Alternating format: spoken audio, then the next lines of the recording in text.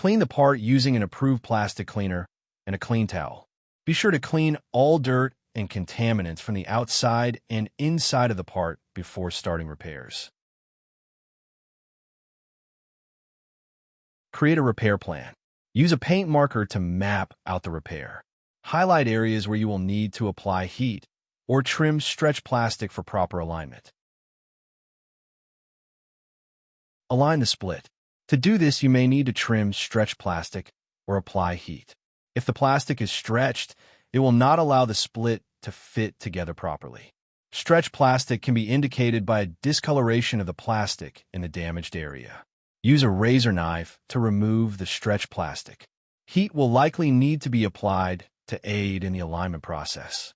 Warm the area with a heat gun and use the push tool to align the plastic.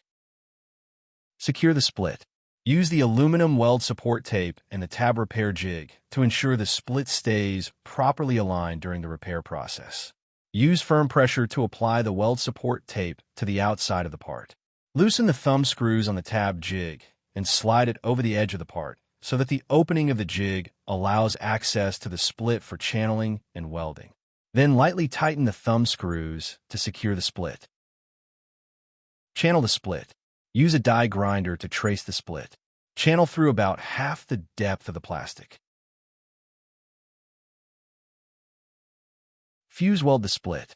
Use a plastic welder and the easy weld strips to fuse weld the split together. Hold the welding rod at 90 degrees to the part. Direct the heat from the welder at a 45-degree angle evenly between the part and the welding rod.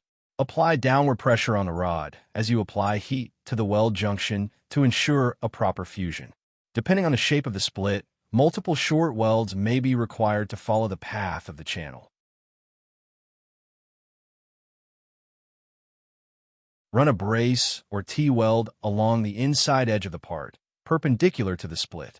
This will provide extra strength to the repair and prevent the weld from splitting under stress.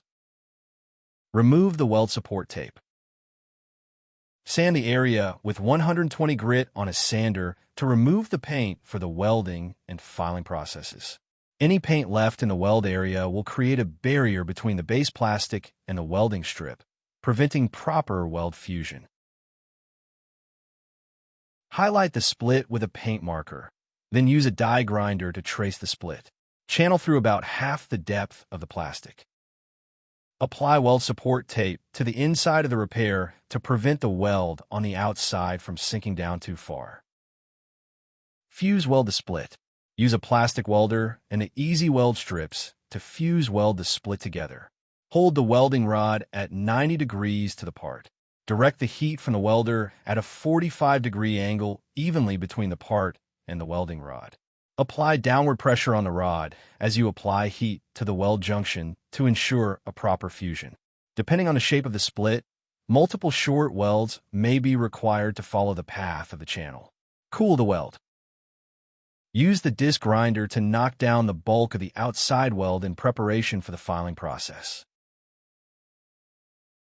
Use the file to level the repair area. The file will only cut in one direction, the direction the teeth of the file are pointing. Use long linear strokes to knock down the weld and to ensure the surface of the bumper is even and flat. Make sure all the paint in the area to be filed is removed. Contact with automotive paint will cause the file to go dull prematurely. Be careful not to damage or distort any feature lines of the bumper during filing. Sand out all of the file marks with 120 grit on a sander. Be careful not to damage or distort any of the style lines during the sanding process.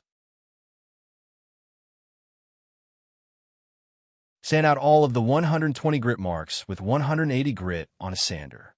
As you progress in sandpaper grit, the sanded area of the repair will become larger with each step in sandpaper grit. Sand out all of the 180 grit marks with 220 grit on a sander.